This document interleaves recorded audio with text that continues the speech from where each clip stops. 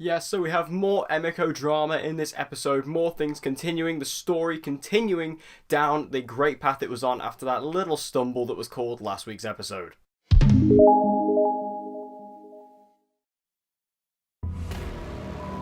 Emiko has been hiding certain parts of her past. And all we really know is what she's told us. Your sister is not the hero that you think she is. Laurel learns about some damaging information that affects Emiko. Always looking to protect his sister, Oliver invites Laurel to help investigate, which makes Felicity happy as her friend is now working with the team. However, when things go awry, Felicity is forced to make a choice between the team and Laurel. First off, that synopsis is actually incredibly misleading. The whole thing about Felicity having to make a choice between Laurel and the team, just not in the episode. So the episode does initially start out when we see Emiko flashbacks. We get Emiko flashbacks in this episode where it details how she met Dante and also a bit more history between her and her father, Robert Queen. We get to see James Sheridan back in this episode, which was really, really nice. I loved having Robert back in this episode because it just gave you, those little hints and those little feelings back to Arrow Season 1, those little vibes back to Arrow Season 1, just by having, Robert Queen in this episode and his interactions with Emiko. He basically just, we get to see the moment when he walked out. And we also get to see how he basically completely abandoned her, as we already knew.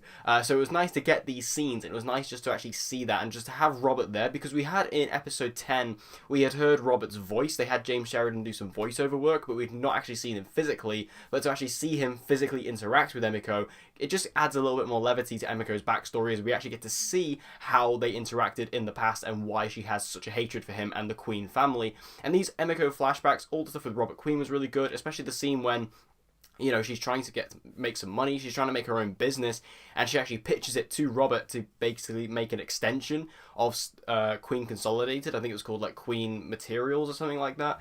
And even he just says, no, I can't do this, because if anybody close to the organization finds out you're my daughter, I'm screwed. So he basically says, no, go away, I don't want to work with you. And that's why Emiko basically turned to Dante. I mean, we get to see Dante earlier on in her life. Turns out she knew Dante from the age of 11, and he had been training her, so he's the one who trained her all throughout her life. And this was really, really interesting because, she kind of just stumbled across Dante kind of accidentally, and then he kind of took her under his wings. So, Emiko's life, her backstory, it's pretty, it is pretty tragic, and it's pretty much at fault of Robert Queen. So that was really interesting. But again, it was nice just to have these flashbacks, just to see it, so we can actually physically see, what happens to Emiko in her backstory that caused her to be the character she is today.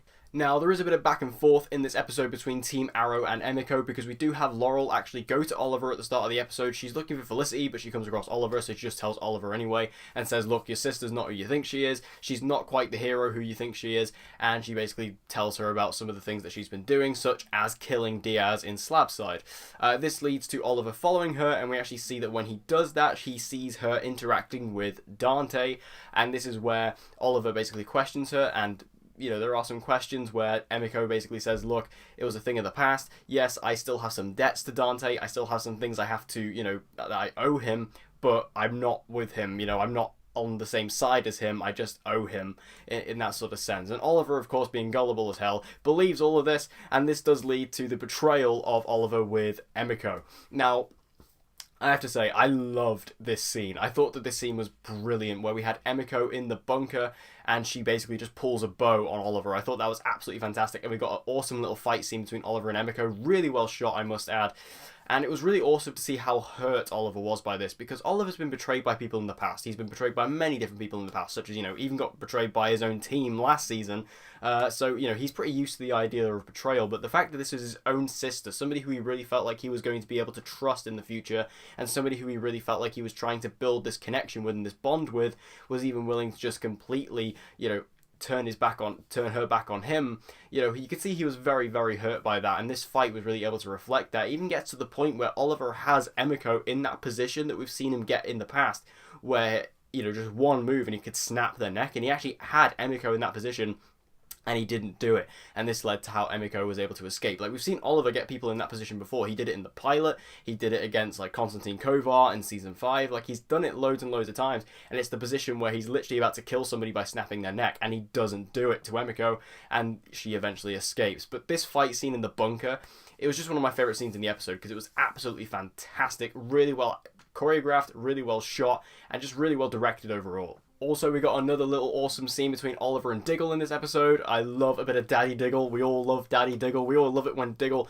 has to just go and talk to Oliver and just talk to him. And what I loved about this scene as well is that it specifically references the past of Arrow, because, you know, when I was watching this episode and I saw, you know, the whole idea of Oliver's sister, you know, is she good, is she bad, you know, blah blah blah, and I thought, you know, this is very, very reminiscent to Diggle's storyline in season 4 with Andy.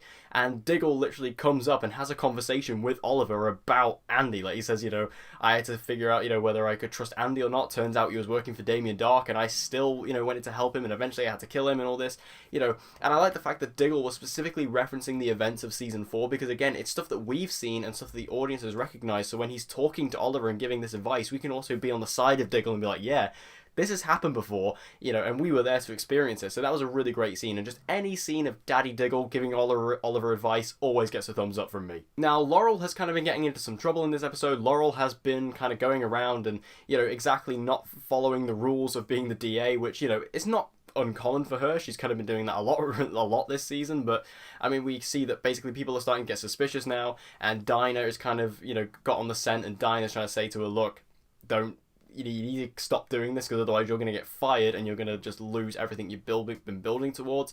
All these little moments of Laurel kind of being on the edge and kind of almost hinting at that villainous past that she's had is basically all one big setup for next episode, which is a big Laurel Black Siren episode. Also, Sarah Lance is coming back in that episode, which I'm very excited about.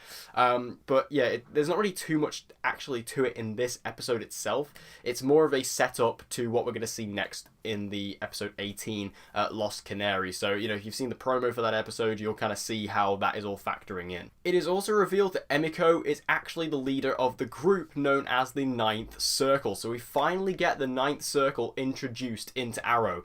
This is something we've all been speculating about this season ever since the introduction of Emiko Queen and the introduction of Dante, is when are the Ninth Circle going to come into it, because they have to at some point, and we finally get to meet them in this episode. We get to see like these like masked kind of warriors who are, I guess, just the henchmen for the Ninth Circle. We get to see them, and it turns out that Emiko is actually their leader. Now, I don't buy this, because it seems like the way they've spoke about Dante this season, that he is actually the leader, and I think what's going to happen later on in this season is Emiko is going to do what she does in the comics and is going to triple cross everybody by basically Dante's going to screw her over and say, no, you're not the leader, I'm actually the leader.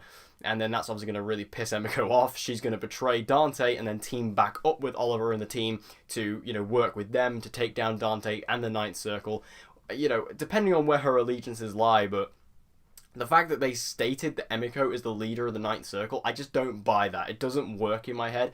And again, given the type of arc that these characters typically go on, especially a character like Emiko, I can see them just completely going down this route of, you know, her being betrayed by Dante and then teaming back up with her brother and the rest of Team Arrow to take down Dante and the Ninth Circle. It just fits too well. And the other big reveal of the episode is that Emiko was involved in taking down the Queen's Gambit. After Robert denies to work with her on Queen Consolidated, he tells her that he's going on a fishing trip, and yeah, this is where we actually see she got blueprints of where to place the bombs on the Queen's Gambit, and it was invoiced to Malcolm Merlyn. So it's a bit difficult at this point to figure out exactly what's going on here. Like, we don't know if she was just aware of it. Was she proposed and then turned it down, which is why she burnt it? Or was she burning it, you know, to hide evidence? That's probably more likely. But, you know, did she place the bombs on there, or did she provide the bombs? Like, we don't quite know what's going on, but it's really interesting the fact that obviously this links back into the season 1 pilot, where we find out that the boat was sabotaged. Moira says that at the very end of the pilot, saying that the boat was sabotaged. So did Moira and Malcolm, did they employ Emiko to do it? Or, like I say, did Emiko, as the leader of the Ninth Circle, provide Malcolm and Moira with the bombs and the weapons to complete the sabotage? Again, it's not completely clear as to what happened. I personally believe like maybe she provided the weapons, because I don't really see why Emiko or how Emiko could have gotten onto the boat, because it just doesn't really make a lot of sense. Especially when you think back to season 1, it doesn't quite line up for me. So I feel like she more supplied people, you know, she supplied Malcolm with the weapons, especially because it was an invoice to Malcolm Merlyn, like saying this is how much you need to pay me for these bombs, sort of thing. So, You know, it's really interesting the fact that they are tying Emiko back into season 1, back into the origin story. Like, Emiko is involved in Oliver's origin story. Like, that's really interesting to me. I'm not sure how I completely feel about it just yet, like bringing in the character of Emiko and then tying her so heavily into Oliver's origin, but we'll have to see how it goes. Like, Emiko has been a bit of a hit and miss character so far this season, so we're gonna have to wait and see how she goes, but I feel like, you know, this reveal, it definitely shocked me and was definitely something I was not expecting. Overall, though, I thought this episode was absolutely fantastic. I really did. I loved it. I think that this episode felt like a perfect blend of Arrow, both old and new, because we had all the old kind of season 1 vibes, like I say, tying it back into the Gambit, having James Sheridan there as Robert Queen was a really nice touch, but also just the new things, like the characters wear their suits a lot in this episode. Like, we get to see a lot of the suits, and also it's just really nicely detailed. Being back in the bunker, you know, it felt like season 5, season 6, so it was like the perfect blend of Arrow old and new. So it was just a really good episode. I really enjoyed it. I really enjoyed all the story. I like the progression of the Emiko storyline, and I'm really interested to see where they're going to go with Laurel in the next episode, because there is rumors that Katie Cassidy could be leaving this season, so we might see how that might happen